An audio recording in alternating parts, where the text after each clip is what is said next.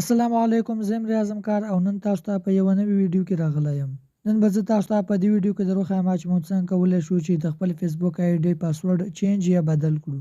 یعنې که له تاسو څخه د فیسبوک آی ډي پاسورډ یو چا زده کړی وي او هغه یې په خپل موبایل کې استعمالوي، نو تاسې پاسورډ ورته بدل کړئ او خپل فیسبوک آی ډي مو وژغورئ. نو د پاسورډ بدلولو لپاره به تاسې خپل فیسبوک راخلاص کړئ او دلته به تاسې په دریو لیکو یا خپل انځور باندې به کلیک وکړئ او دلته ملګرو تاسو ښکته راکېږئ او دلته په سیټینګ او پرایویسي یو ځل به بیا په سیټینګز آپشن باندې کلیک وکړئ او دلته به تاسو په پاسورډ اینډ سکیورټي باندې کلیک وکړئ.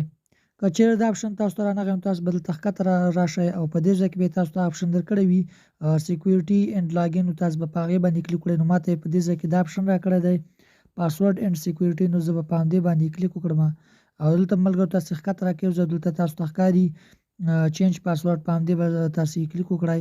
کله چې مو په دې ځای باندې کلیک وکړو نو دلته به تاسو ته 3 خانې درکړي.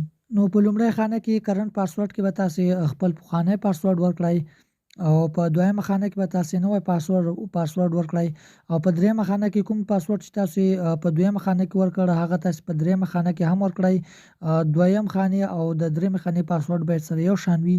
له هغې څخه وروسته تاسې په اپډیټ پاسورډ باندې کلیک وکړئ او دا پاسورډ اوس موږ ته چینج شي. نو دلته تاسو ته ښکاري چې موږ ته دا ډول صفحه راواړوله. نو په دې ځای کې به تاسو ته دوه ډوله آپشن درکړي.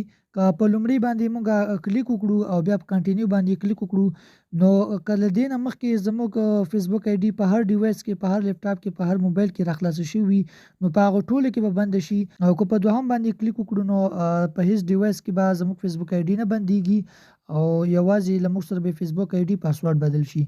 نو زه به په دوهم باندې کلیک وکړم ځکه چې زه نه غواړم چې زموږ فیسبوک آی ډي په هر ډیوایس کې بند شي. نو زه په دوهم باندې کلیک کوم او بیا په شنه بټن کنټینیو باندې کلیک کوم.